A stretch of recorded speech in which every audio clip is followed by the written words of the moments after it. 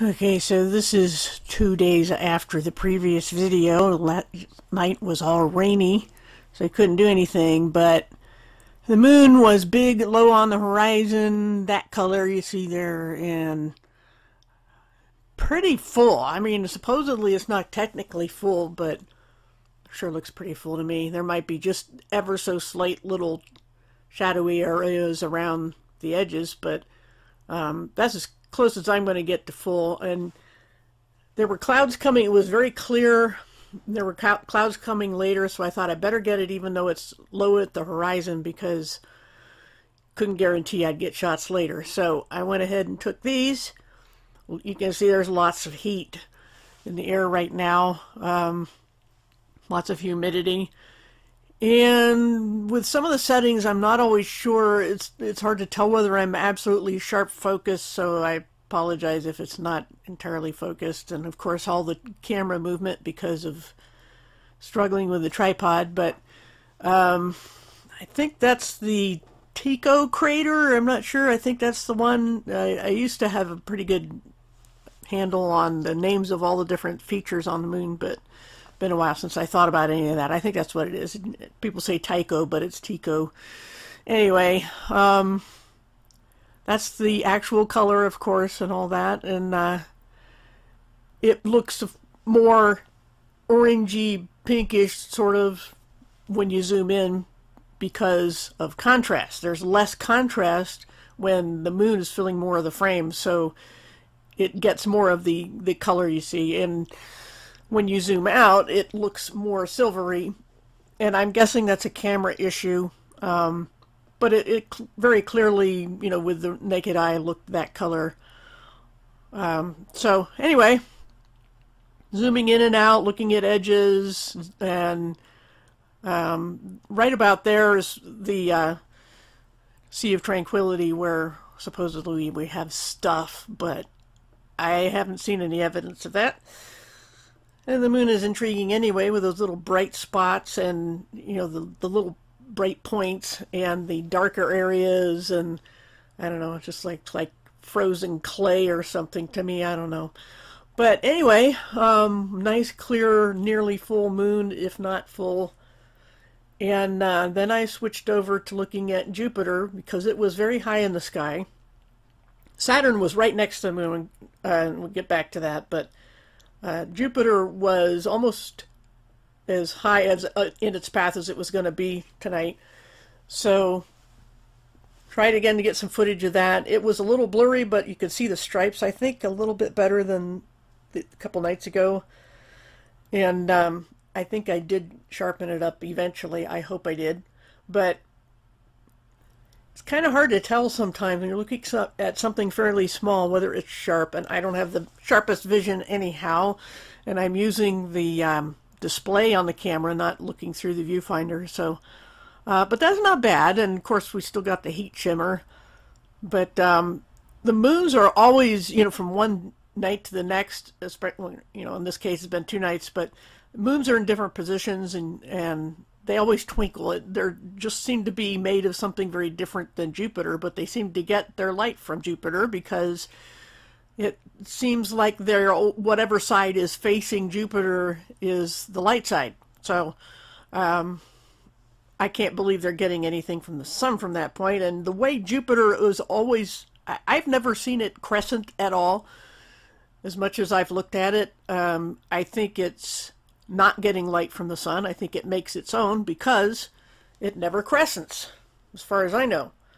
But the moon, you know, sorry about the shaking again. We also had a little bit of wind, and someday I will get a decent tripod. But right now, that's what I got. And then, of course, I looked over back at Saturn. It still looks yellowish. I'm not sure why, but of course it's still low in the horizon as it was 2 nights ago. That may have a lot to do with it being yellowish, but that's hard to focus too, being so small. Anyway, heat waves and all that. But I can't tell if this is any better footage than yesterday. You know, I have to zoom out just to keep it in the frame because any little movement, it just disappears. But I I zoomed in as tight as I could then. You know, that it's not going to get any bigger than that with my camera. And I would have to look at the other video to see whether it seems to be at a different angle as far as the rings go.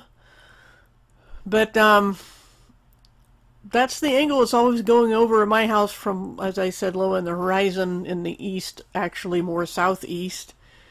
So there you go. Sorry about all the jumping around, and that's after editing, because there was a lot more jumping around before I took those parts out.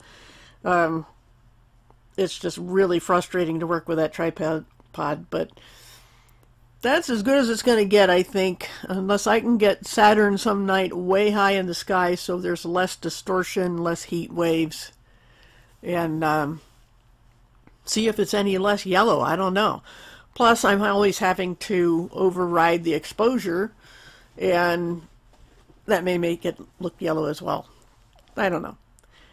Anyway, we're going to go back to, after this little edit here, go back eventually to Jupiter and the moon. But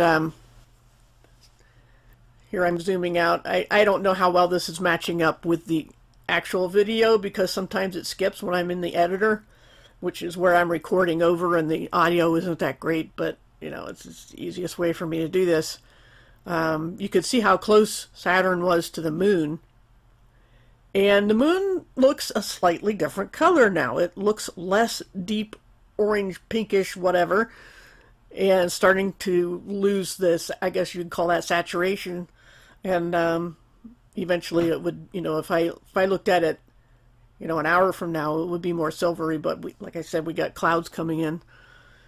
So just decided to let it roll past the screen, and eventually I'll zoom out a little bit there. But the moon is intriguing. I've done videos on that before about different shades. It almost looks like depth. It almost looks like you would, if you were looking down at a frozen terrain where there's some snow and some what you call black ice, would be the deepest level, like you're looking at frozen lakes and ponds and things like that. There doesn't seem to be a lot of height difference on the moon's topography as far as I can tell. It looks, you know, there's some craters, but they're, you know, a lot of craters, but they don't look down deep in. They look more like the edges came up, and the raised spot in the middle of many of them is evidence, I'm told, of like plasma electrical arcing, probably when it was formed. All the features on the moon look to me like stuff that happened while it was forming, and it kind of froze in place, whatever, you know, not necessarily temperature, but whatever state it was when it hardened or something like that. And that the craters are actually more like popped bubbles. That's just what it looks like, you know. And seeing as how I don't believe anybody took back samples of the moon, which turned out to be, you know, anything anybody's been able to test has turned out to be petrified wood. I think I'm fairly certain that nobody has been there, and nobody has taken samples, and nobody knows what it's really made of. So just by studying it, though, and looking at it, I'd say it looks the way it does because that's how it formed. And the spots, they have streaks coming out of them like electricity, you know, like it was zapped a few times and in this formation. So anyway, going to take a little bit look at the edge here, and that is the Sea of Tranquility, the one on the left there. That, like I said, I don't know if this is synced up with the audio with the video, but the big splotch on the left is Sea of Tranquility. Sea of Serenity is farther left to that, up a little bit, and looks like it kind of has a triangle on it, but we're not going to see that right now. But I see no evidence of any debris in that area. I also see no evidence of the hills and mountains that they show you in supposed, you know, Apollo missions. The one ring on the left there where I'm kind of jumping around, sorry about that, but you can see the triangle on the Sea of Serenity, and then to the left of that there's a long arc of a big crater that edge that is called the Appian Mountains, I think after some mountains in Italy, and they look a little raised up. But like I said, they don't look a lot more raised up than any of the craters. And as I said, nothing looks sunk in. There's clearly no such thing as impact craters that I've ever been able to see on the surface of the moon. So there you go. Hope you enjoyed it. Thanks for watching.